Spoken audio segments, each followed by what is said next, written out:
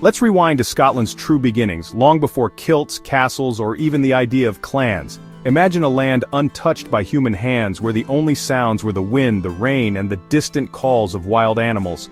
At the end of the last ice age, 12,000 years ago, retreating glaciers revealed a wild, rugged landscape. The earth was raw and new, shaped by ice and water, with deep valleys and towering hills. The first people here were hunter-gatherers, braving the elements and giant predators with little more than stone tools. They moved with the seasons, following herds and foraging for food, always adapting to the unpredictable climate. For millennia, small groups fished, hunted, and survived in this untamed land. Life was harsh, but the land provided. Rivers teemed with fish, forests with game, and the coasts with shellfish. Then, around 4000 BC, everything changed. Farming arrived. People learned to plant crops and keep animals, transforming the landscape and their way of life. People settled, cleared forests, and built permanent homes. Villages began to appear and families stayed in one place, shaping the land to suit their needs. With stability came creativity. Massive stone monuments like Skara Brae, the Ring of Brodgar, and the Callanish stones rose from the earth, testaments to their ingenuity and ambition. These weren't just piles of rocks, they were sophisticated communities and mysterious stone circles built with purpose and precision, their meanings still debated today. We still don't know exactly why they built them, maybe for the stars, maybe for rituals, maybe just to leave their mark on the world. Each stone holds secrets lost to time. What's clear is that these early Scots weren't just surviving, they were thriving, building communities and traditions that would echo through the ages. Their legacy is etched into the landscape, still inspiring awe thousands of years later.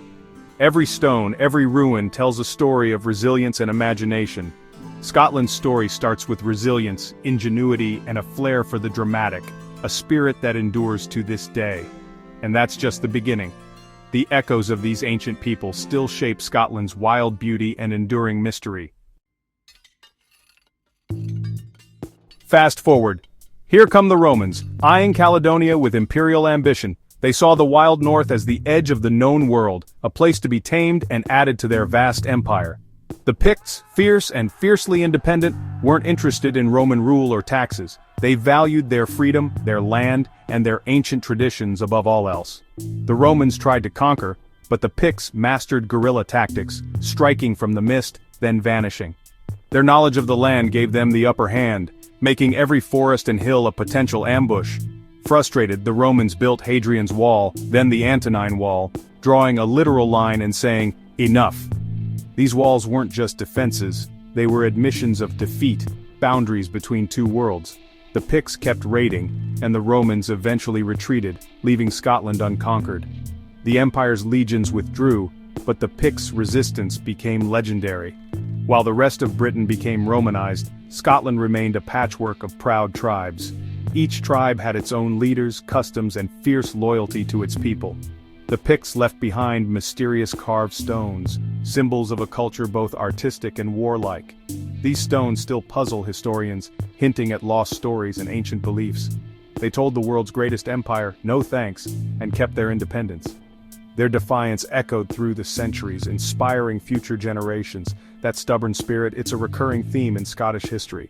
Again and again, Scots would rise to defend their land and way of life. Scotland's wild north stayed free, its people united by a love of liberty and a knack for resistance.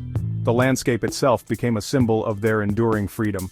The Romans left, but the legend of the unconquered north endured. Stories of Pictish bravery and Roman frustration still echo in the hills. The Picts' legacy is written in stone, and in Scotland's DNA. Their spirit lives on in the people and the land. Independence was more than a word, it was a way of life, woven into the very fabric of Scotland's story. After the Romans left, Scotland became a battleground of cultures: Picts, Gaels, Britons, and Angles. Over centuries, alliances and wars forged a new kingdom, Alba, under Kenneth MacAlpin. Medieval Scotland was a land of castles, knights, and constant tension with England. Enter the Wars of Independence. Edward then of England tried to take control, but Scots like William Wallace fought back. Wallace's victory at Stirling Bridge became legend, even if his end was grim. Robert the Bruce picked up the torch, inspired by a spider's persistence. At Bannockburn in 1314, Bruce led the Scots to a stunning victory, securing independence for centuries. These were years of blood, bravery, and nation-building. Scotland's identity was forged in the fires of resistance. Heroes rose, legends grew, and the idea of Scotland as a nation took root. The medieval era set the stage for everything to come.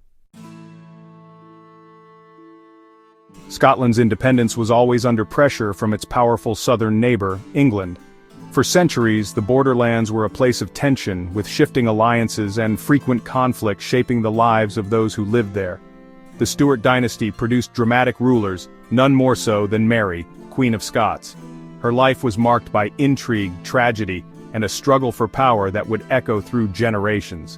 In 1603, her son James VI inherited the English throne, uniting the crowns but not the countries. This personal union brought hope for peace, but also uncertainty about the future of both nations. For a century, Scotland and England shared a monarch but kept separate laws, parliaments, and even distinct national identities. The two kingdoms remained uneasy partners, each wary of losing its own traditions. Tensions simmered, religion, politics, and failed ventures like the Darien scheme left Scotland in crisis. Economic hardship and religious strife deepened the divide, fueling resentment and uncertainty. In 1707, the Acts of Union created a single British Parliament in London, dissolving Scotland's own parliament and forever changing the nation's destiny. Many Scots saw this as a betrayal, a loss of sovereignty and voice, but the United Kingdom was born out of necessity and compromise. Scotland kept its legal system and church but lost its independence. The sense of a distinct Scottish nation persisted, even as political power shifted south. The Union sparked anger and debate, but also new opportunities. Scotland's thinkers and inventors would soon help shape the modern world, even as old wounds lingered. Scotland's story became entwined with Britain's, sometimes for better, sometimes for worse. The two nations would face wars, revolutions, and industrial change side by side. The echoes of that union still shape Scottish identity today, fueling debates about the nation's future and its place in the world. The struggle between autonomy and unity would never fully disappear. Questions of self-determination and national pride remain at the heart of Scottish life. The next chapter would be one of reinvention, as Scotland continues to redefine itself within, and sometimes against, the Union.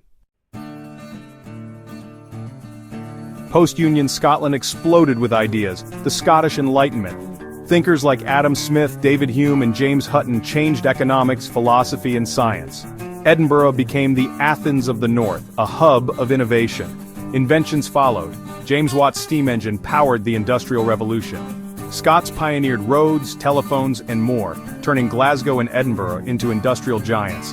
Glasgow's shipyards built much of the world's fleet, creating wealth and hardship. Factories and mines were dangerous, cities overcrowded, and poverty widespread. Meanwhile, the Highlands suffered the brutal clearances, families evicted for sheep farming, many forced to emigrate. The scars of this era run deep, shaping Scotland's landscape and psyche. Yet Scottish ingenuity and resilience shone through. The country's influence stretched far beyond its borders. From philosophy to engineering, Scotland helped shape the modern world, but progress came at a cost. The 20th century brought war, loss, and transformation. Scotland's soldiers and industries were vital in both world wars, but the cost was immense. After World War II, traditional industries declined, shipyards closed, mines shut, and communities struggled. North Sea oil brought new wealth and new questions. Who should control Scotland's resources? The call for self-government grew louder, led by the Scottish National Party. Its Scotland's oil became a rallying cry for autonomy. After decades of debate, a 1997 referendum delivered a resounding yes for a Scottish parliament. In 1999, Scotland regained its own parliament after nearly 300 years. Now, Scotland could shape its own policies on education, health, and justice. Devolution marked a new era. Scotland, still part of the UK, but with a voice of its own. The journey toward self-determination was far from over. A new chapter had begun. Today, Scotland is a blend of ancient tradition and modern dynamism. Medieval castles stand beside cutting-edge architecture and vibrant art scenes. The economy thrives on technology, tourism, and renewable energy. Scotland's landscapes draw millions, and its culture, whiskey, festivals, music, reaches the world. The debate over independence remains central, especially after the 2014 referendum and Brexit. Scotland's influence is global. From inventions to literature to the arts, it's a nation of resilience, innovation, and fierce identity. From the Picts to the present, Scotland has always forged its own path. Its story is one of beauty, struggle, and vision. The past is honored, the future embraced, and that's the story of Scotland, still writing new chapters.